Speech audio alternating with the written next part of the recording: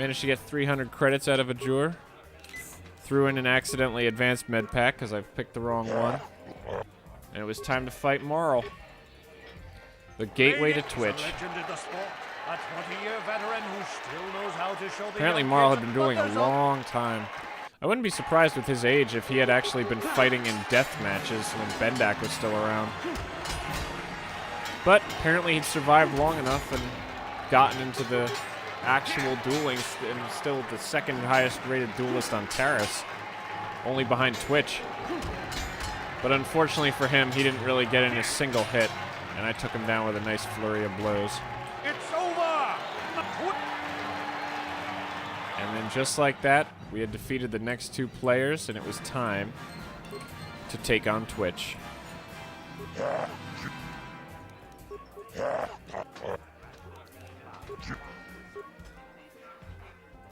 Now, Twitch was the only non-human in the dueling circuit, I guess you could call it.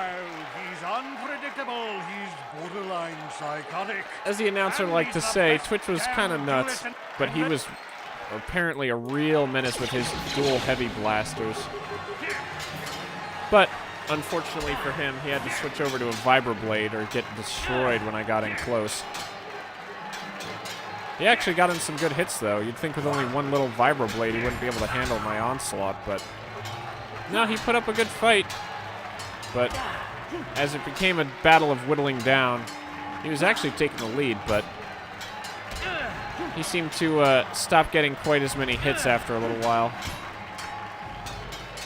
And then I decided to turn the duel into my favor, and I actually left myself open for a hot second, but one quick med pack threw some health back into me and helped me power through and defeat him. And just like that, I had defeated all the best duelists on Taris. However, you'd think that's where the dueling story would end. I actually talked to Marl after the duel, and he basically said, yeah, you're so good, I'm done.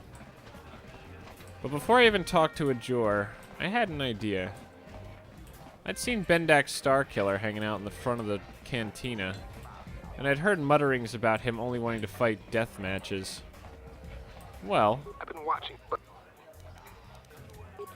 I figured it might be fun to challenge Bendak's Starkiller to a death match. But as he told me, a Jor was going to take some time. He had to bribe lots of people. Apparently, a Jor wanted to earn so much money on this, he wanted to actually televise the thing, which, you know, I felt might not have been the best of plans, but considering I'd hoped to have attacked the Sith base already by then, I figured it couldn't hurt to televise the event. But just like that, we were the the official duelist champion, and getting ready for a death duel against Bendak Starkiller. And, well, not to spoil anything, but as you can tell, I'm still here telling you this story. While we were walking around Taris, though, Karth and Basila chose to have a pretty hilarious conversation. Basila mentioned that if she'd had her Karth mentioned that if Basila had had her lightsaber on her, it didn't seem like the Vulkars should have been able to beat her. Much to Basila's dismay, she admitted that she had actually lost her lightsaber in the escape pod and couldn't find it and got defeated by the Vulkars. welcome back. You can. Now. Goodbye. While we were in Upper City, though, we took the chance to finally deliver the Rakghoul serum to Zelka. He was insanely grateful, and we told him not to give us a reward. It was just not worth it. But as we left, Gurney shot me the dirtiest look and told me I blew it. We went into the northern half of Upper Terrace, though. We saw a bit of a disturbing sight. Two little kids were just yelling at a Sithorian for no reason. Yeah. Come on. Gave the Ithorian a med pack because the kids had beaten him pretty bad, actually, and sent him on his way after sending the kids packing. Tried to scold them for what they were doing, but unfortunately it didn't seem like they were learning any lessons. They probably subscribed to Gorton Kolu's, Gorton Kolu, yeah, I was right, his way of thinking. Sadly, those kids had definitely learned racism. Or speciesism, I guess is the better thing to call it.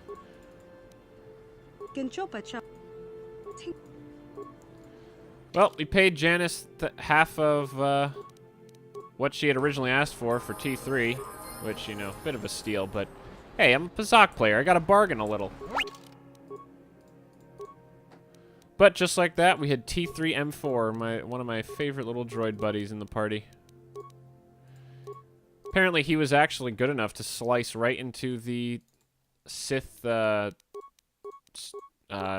security door outside the base. Which, you know, probably wasn't a nothing feat, but hey, if Canderous told me he could do it and Janice really played up his abilities, I wasn't going to doubt him. He actually came amazingly enough with a stun ray and a shield disruptor and an energy shield. But I decided to give him something some bit heavier armament. I actually shoved 2 heavy blaster components into his chest. He apparently had a blaster pistol and could handle the components of another one.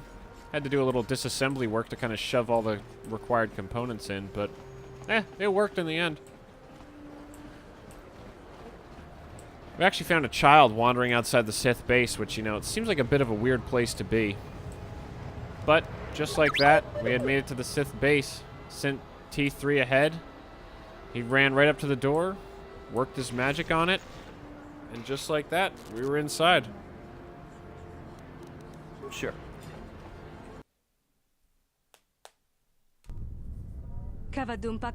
Of course, as soon as we came inside, we actually found a woman, a random Twi'lek, standing guard, but we offered her 50 credits to keep her mouth shut, and she took the bribe right away. Thankfully, she also had a pretty powerful terminal right in front of her, and we actually set T3 to work, seeing if he could do anything. Couldn't do anything about the main barracks, but he found 3 Sith alone in a secondary barracks, standing next to an open conduit. Blew them right up. Checked some cameras, found plenty of Sith hanging around, including an incredibly strong assault droid, guarding an elevator apparently up to the command level. But T3 was able to remotely turn off his shield. Funny enough, T3 was also able to hack the sentry droids that were wandering around the area and turn them to go crazy mode, as I like to call it. Almost immediately, we could start hearing blaster shots ring out around the whole base. And just like that, it was the first time we got to see Bastila in action. Even though I told her to use her force power, she ran in swinging her lightsaber willy-nilly, but, you know, it worked in the end. The best part of the whole mission was that we could still, like I said, hear the blaster shots ringing around the whole base.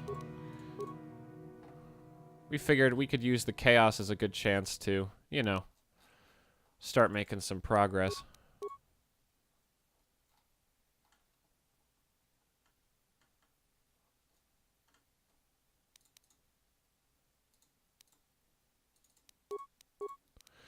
At this point, Bastila was just rolling in abilities.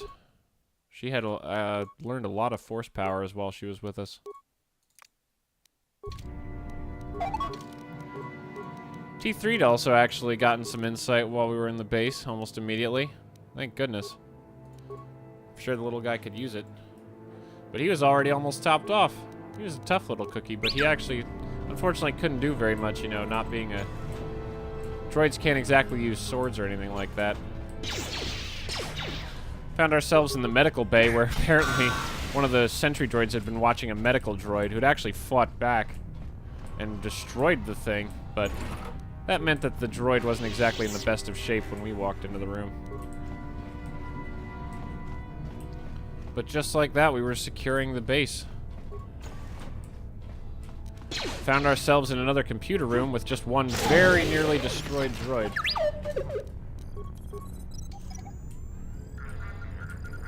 What? At this point, we'd already hacked the receptionist console and didn't actually expect to get much out of the computer room console, silly as that is. So we decided to leave it and just continue advancing into the base. But in the next room, we actually found a sentry droid standing over an activated prison cell. Cut up the droid so he wouldn't bother us, and we found the Duros, who had actually hidden the Sith bodies and was getting harassed back in the apartments. Apparently the Sith had found him and captured him. He told us to turn all the console lights to red, and that would free him. Quick puzzle solving, and we actually turned off the grid and got him out of the base.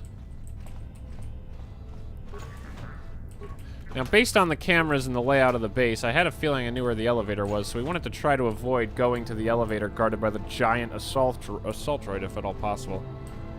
Funny enough, we actually found a sentry that had just shut itself down for some insane reason. Apparently, the droid was just not needed anymore. But, you know, the Sith had left it in the hallway, but we didn't actually have the prerequisite parts to fix it. And before you knew it, we found ourselves in the control room. Don't know what they were controlling, but there was lots of big green pillars everywhere. But, although Bastila was silly enough to walk over a mine and, you know, activate some poison, didn't end up that bad in the end. However, we were finding ourselves a little bit wounded, so we took a second to actually, you know, T3 used one of our repair kits that we'd been carrying around. Bastila and I threw in some med packs, and she didn't know any healing force powers at the time. Yes? But at this point, the base was mostly clear. But we just wanted to take advantage and finish clearing things out. There was a nice fancy armory that I'd seen on camera, and I wanted to definitely go check it out. We also found the main barracks where apparently a bunch of the sentry droids have been hanging out and actually killed a bunch of Sith. Found a few Sith, two of whom actually started throwing up a good fight. But Bastila and T3 took down the officer, and I took on the other Sith soldiers, and they didn't really stop us for very long.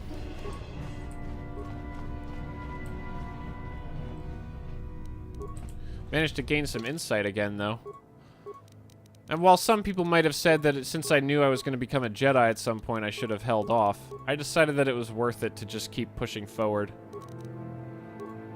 Keep enhancing my skills, keep learning how to fight. But, you know, to each his own, I guess. My insight had gone pretty deep, though, so I actually had quite a few things to try to pick from.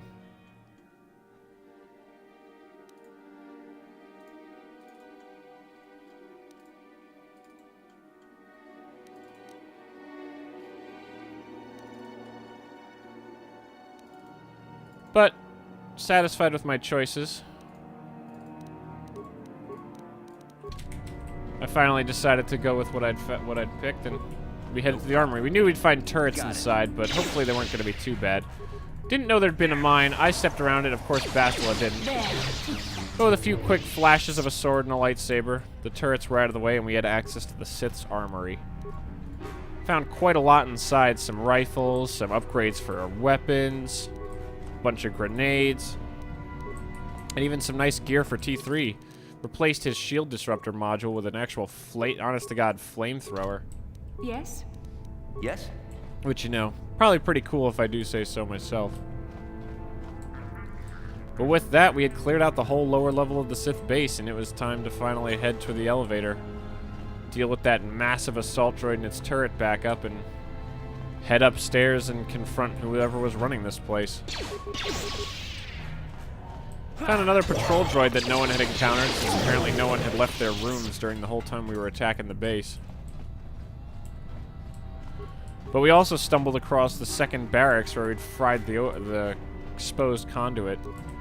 Found a pass card that might have been useful earlier, but we'd gotten along just fine with spikes. Making sure everybody was in position, we all turned on energy shields. I'm here.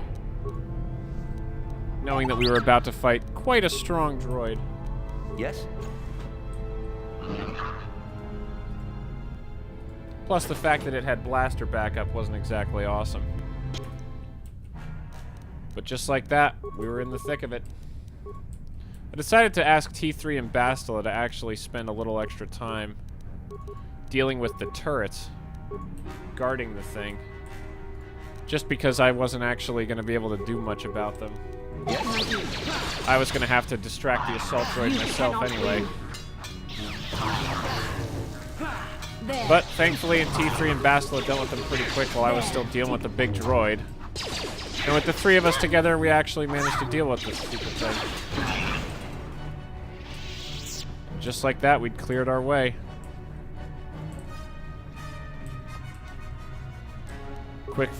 I'm here. Few quick med packs. Yes? We decided to head up top.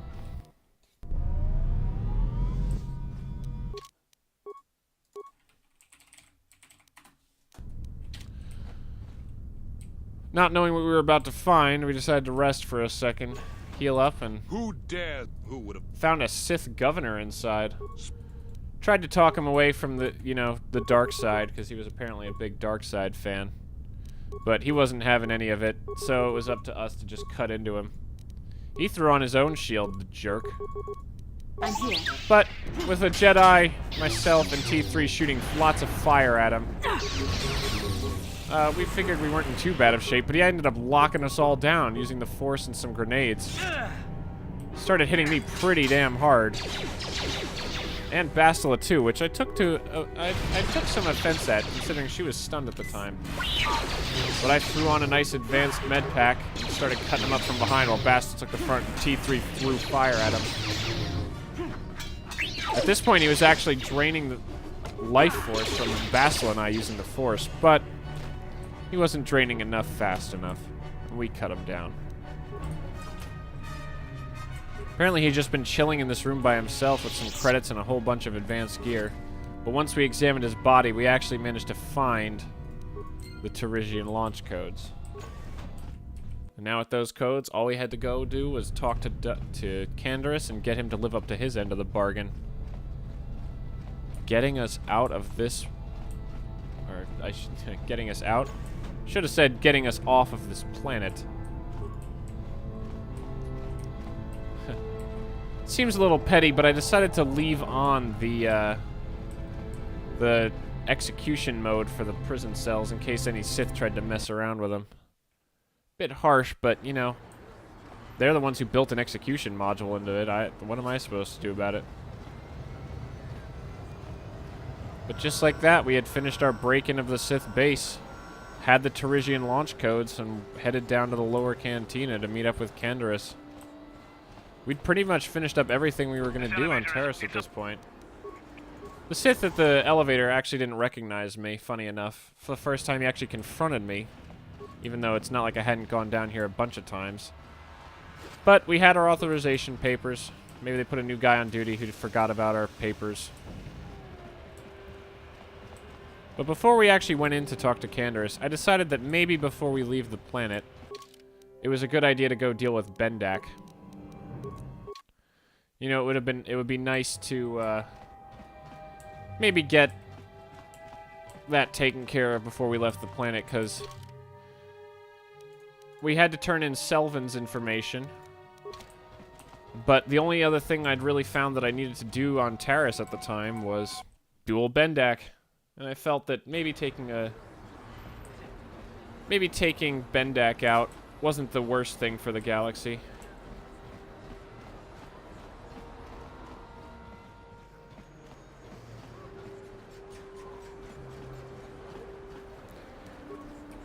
Assuming, Bastila and T3 could keep up, which, as they're well known for.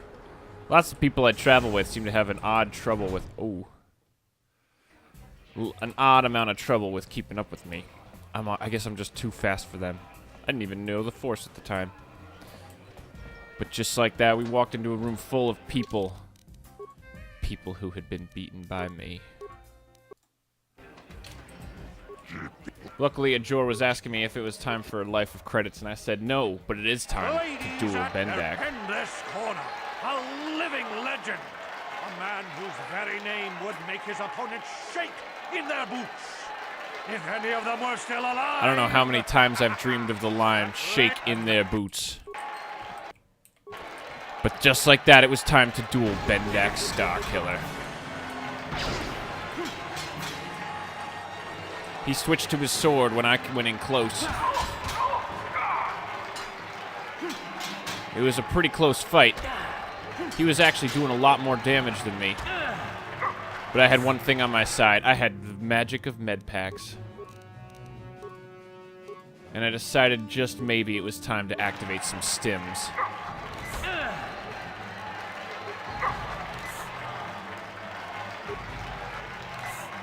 Because we had to go faster. We had to be stronger than ever to beat Bendak's Starkiller.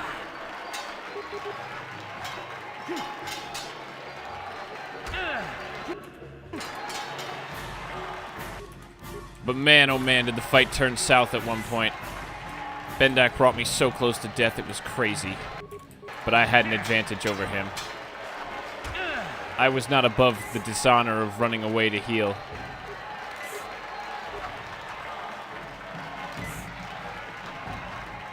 For some strange reason, even with the proliferation of med packs, a lot of people seem to be above using them. Bendak was all about power. He kept doing these big leaping strikes to come down and hit me hard. When he hit me, it certainly hurt. Don't worry. There were many scenarios in which he could have won that duel. But it was important to remember. In the end, I had to win the duel. Legend. A man whose very name would make his opponents shake in their boots. If I had made one false move, Bendak would kill me. But Bendak's Starkiller was never going to be an easy opponent.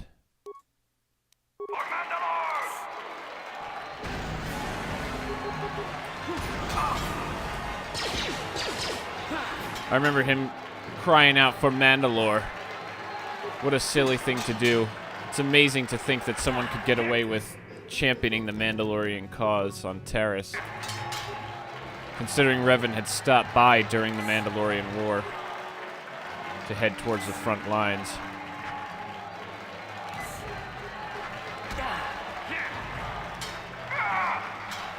But even with all my advanced med packs and all my stimulants, he was still an incredibly difficult opponent. Getting even a single hit on him was tough, with his incredibly strong Mandalorian armor. While at the same time, any single hit from him was devastating.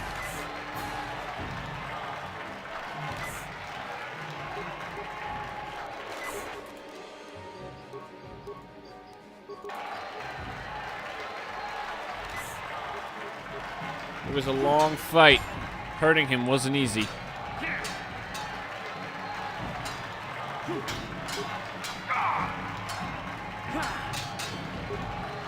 It was incredible. I didn't know a man could do so many flips.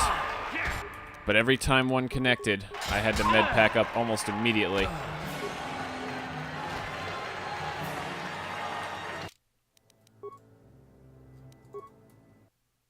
Like I said, many scenarios in which I lost this duel.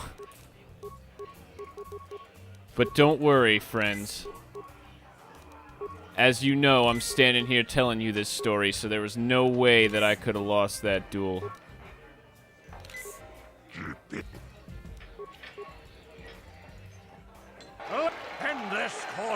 It's easy to see how Bendak could have won. With his incredibly powerful jump attacks, he was able to do massive damage to me.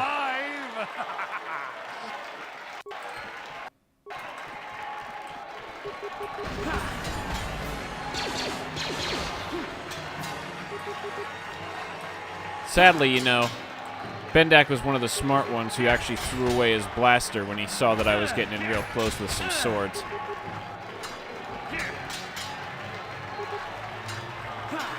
If only he'd stuck with his blaster, I would have had an easier time. But then finally, I had him down and I was at almost full health. He kept blocking my next strings of blows, but eventually I finally punched through. Bendak is down. It's over. It's over. The fight is over. Bendak Starkiller. All hail the mysterious stranger. I remember the roar of applause as I defeated Bendak. Never lost to him ever since I'm here to tell you the story.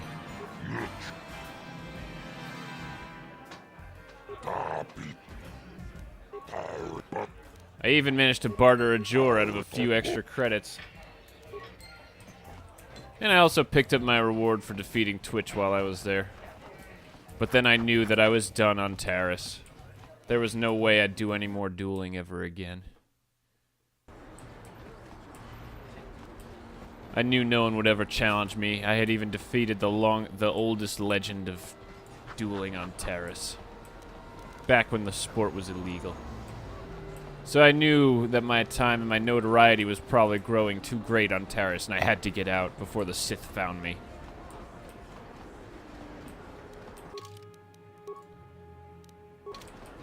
All I had left to do was go talk to Zack about my bounties in the lower city.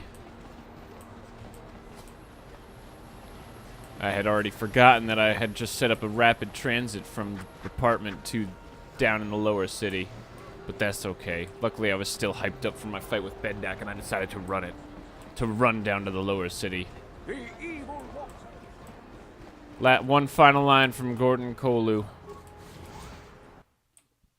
about how aliens were so evil.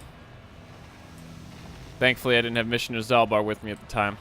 If Zalbar had gotten pissed enough, he might have ripped the man's arms off, and then we would have been in a heap of trouble. But just like that, we were back at Javar's Cantina. I figured. Canderous asked me right away as soon as I walked in to join up, but I knew I had to talk to Zax about turning in my bounties real quick.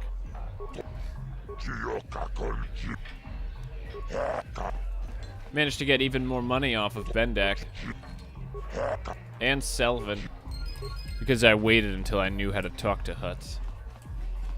But just like that, we were totally done, and it was time to head to Davic's estate with Canderous. You gotta. Bastila wasn't into the idea, but wasn't very into the idea, but I knew it'd be fine.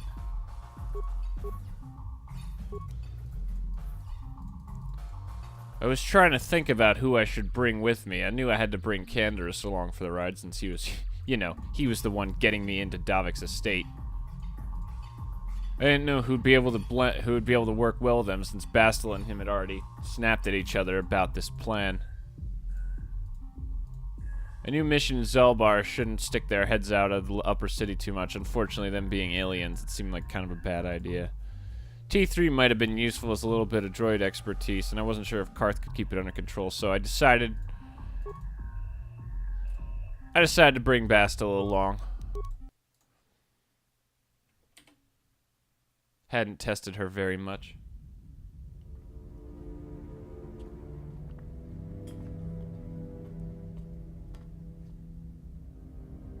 You summoned me, Lord Malak. The search for Bastila is taking too long. We cannot risk her escaping Taris. Destroy the entire planet. The entire planet, Lord Malak? But there are billions of people on Taris. We'd be slaughtering countless innocent civilians, not to mention our own men still on the surface. Your predecessor once made the mistake of questioning my orders, Admiral. Surely you are not so foolish as to make the same mistake. Of course not, my Lord Malak. I will do as you command, but it will take several hours to position our fleet. Then I suggest you begin immediately. You are dismissed, Admiral. Yes, Lord Malak.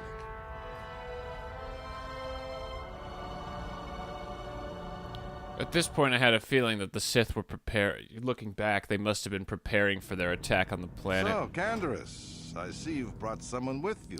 Upon getting into Davic's estate, we quickly went to meet with Davic, and Calo Nord happened to be with him. Canderous introduced me as the man who won the swoop race. Ah, there she is. We actually got to see the Ebon Hawk, and man, was it a beautiful ship. But just like that, Davic and Calo left us alone in our new room, our guest room that we were supposed to hide out in. Okay, we're in. Didn't have much waiting to do, though, so we decided to start looting the place and dealing with Davic's other guests who we figured might cause a problem.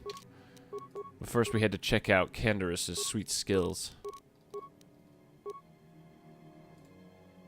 He was already very well versed in using his heavy-duty rifle. Funny enough, though, he was also incredibly strong. He could have easily wielded a sword if he wanted. But considering the fact that I was our sword guy and he came along, that package deal with his big gun, I felt like it was worth it to let him hold on to it.